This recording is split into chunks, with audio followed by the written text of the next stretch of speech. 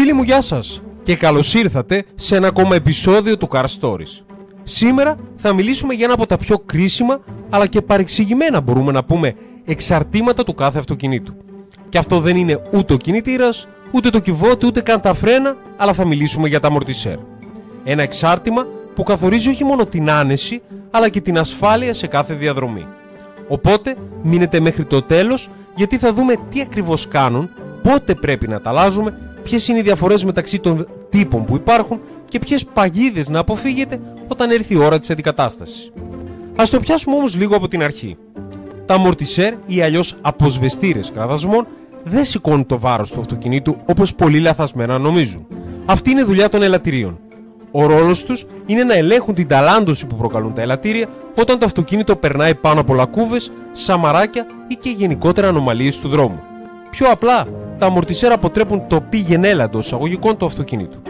Ρυθμίζουν την κάθοδο και την άνοδο του αμαξώματος, διατηρώντας σταθερή επαφή του ελαστικού με το οδόστρωμα, και αυτό έχει τεράστια σημασία για την ασφάλεια, γιατί όταν οι τροχοί χάνουν την επαφή με την άσφαλτο, όπως καταλαβαίνετε, χάνεται και ο έλεγχος του αυτοκινήτου.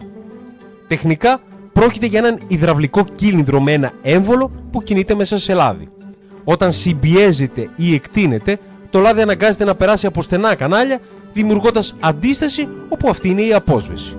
Υπάρχουν τώρα διάφοροι τύποι αμορτισέρ και είναι πολύ σημαντικό να τους γνωρίζουμε αλλά και να τους ξεχωρίζουμε. Πρώτον, τα υδραυλικά, τα κλασικά αμορτισέρ που λέμε, απλά στη λειτουργία, φθηνά στην παραγωγή, προσφέρουν μια καλή άνεση αλλά έχουν μικρότερη διάρκεια ζωής και πιο αργή απόκριση. Δεύτερον, τα αερίου. Περιέχουν αέριο, συνήθως άζωτο, κάτι που μειώνει τον αφρισμό του λαδιού και προσφέρουν πιο σταθερή απόδοση. Είναι, θα λέγαμε, πολύ διαδεδομένα σήμερα. Τρίτον, τα διπλού σωλήνα. Διαθέτουν εσωτερικό και εξωτερικό θάλαμο λαδιού και είναι πολύ καλά για καθημερινή χρήση, αλλά έχουν ένα μειονέκτημα σε θέματα υπερθέρμανσης. Τέταρτον, τα μονού σωλήνα. Είναι πιο αποδοτικά με καλύτερη ψήξη και γι' αυτό το λόγο χρησιμοποιούνται συχνά σε σπορ αλλά και off-road οχήματα. Έπειτα, τα ρυθμιζόμενα. Επιτρέπουν στον οδηγό να αλλάζει τη σκληρότητα και υπάρχουν τόσο μηχανικά όσο και ηλεκτρονικά. Τα ηλεκτρονικά ελεγχόμενα ή ενεργά αντιλαμβάνονται συνθήκες και προσαρμόζονται, μπορούμε να πούμε, αυτόματα. Είναι, όπως καταλαβαίνετε, μια πιο σύγχρονη τεχνολογία και συνήθως τα συναντάμε σε πιο premium μοντέλα. Τώρα, πώς φθύρονται τα αμορτισέρ? Όπως όλα τα εξαρτήματα, έτσι και τα αμορτισέρ έχουν και αυτά διάρκεια ζωής. Η συχνή συμπίεση και εκτόνωση προκαλεί φθορά στα εσωτερικά στεγανωτικά και οδηγεί σταδιακά σε διαρροή υγρών. Παράλληλα, οι σφραγίδες που περιέχουν μέσα κουράζονται εντός εισαγωγικών, το λάδι χάνει τις ιδιότητές του και η απόσβεση σιγά σιγά μειώνεται. Όλα αυτά συνήθως βέβαια δεν γίνονται άμεσα αντιληπτά, γιατί όπως καταλαβαίνετε η φθορά είναι προοδευτική. Πότε όμως θέλουν αντικατάσταση? Συνήθως καμία εταιρεία δεν θα σου πει τα αλλάζει τα 80.000 χιλιόμετρα, παραδείγματος χάρη. Όμως ένα καλό ορόσημο είναι κάθε 70 έως 100.000 χιλιόμετρα. Οπότε παρακολουθούμε για αστάθειες στροφές, για πήδημα εντός εισαγωγικών στην επιφάνεια του δρόμου, για ανομοιόμορφη φθορά ελαστικών, για μακριά απόσταση φρεναρίσματος, για διαρροές υγρών, θορύβους από την ανάρτηση και προσοχή, πάντα αλλάζουμε τα αμορτισέρ σε ζεύγη, εμπρός ή πίσω μαζί και ποτέ μεμονωμένα. Έρχεται λοιπόν η ώρα της αλλαγής και λέμε τι να βάλω, εργοστασιακά πάλι ή aftermarket? Τα εργοστασιακά είναι τα αμορτισέρ που τοποθετεί ο κατασκευαστής. Τα aftermarket είναι τρίτων κατασκευαστών, πολλές φορές είναι καλύτερα, ειδικά όταν μιλάμε για σπορ χρήση. Όμως εδώ θέλει προσοχή, δεν σημαίνει ότι τα aftermarket είναι πάντα καλύτερα. Αν το αυτοκίνητό σου είναι οικογενειακό, ένα απλό καθημερινό αυτοκίνητο, δεν έχει νόημα να μπουν σκληρά ή ρυθμιζόμενα αμορτισέρ επιδόσεων.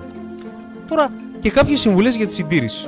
Θα πρέπει να οδηγούμε προσεκτικά σε κακοτράχαλους γενικότερα δρόμους, να αποφεύγουμε την υπερφόρτωση, να ελέγχουμε κάθε 20 με 30.000 χιλιόμετρα, επίσης να κάνουμε και έναν έλεγχο της ανάρτησης με κάθε αλλαγή ελαστικών και αν οδηγείτε σε χώμα ή με βαριά ρημούλκηση, όπως καταλαβαίνετε η φθορά είναι ταχύτερη.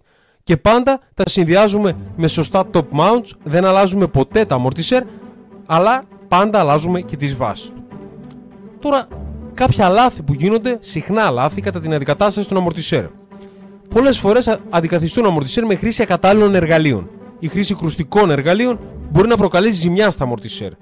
Η τοποθέτηση χωρίς τη σωστή ροπή σύσφυξης ή σε ανυψωμένο όχημα μπορεί να οδηγήσει σε πρόωρη φθορά. Κατά την αντικατάσταση επίσης των αμορτισέρ θα πρέπει να ελέγχονται και να αντικαθίστανται, εάν χρειάζεται βέβαια, και τα top mounts, τα bump stops που λέμε και τα προστατευτικά καλύματα. Η σωστή λειτουργία των αμορτισέρ είναι ζωτικής σημασίας για την ασφάλεια αλλά και την άνεση κατά την οδήγηση του αυτοκινήτου μας. Η τακτική συντήρηση, η προσεκτική οδήγηση και η έγκαιρη αντικατάσταση μπορούν να παρατείνουν τη διάρκεια ζωής τους και να διασφαλίσουν την ομαλή λειτουργία του οχήματός μας.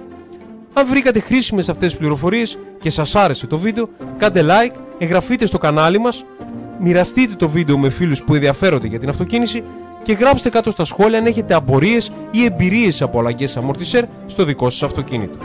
Αυτά λοιπόν φίλοι μου από μένα, εύχομαι να σας άρεσε το βίντεο και μέχρι την επόμενη φορά να είστε όλοι και όλες καλά και να οδηγείτε με ασφάλεια.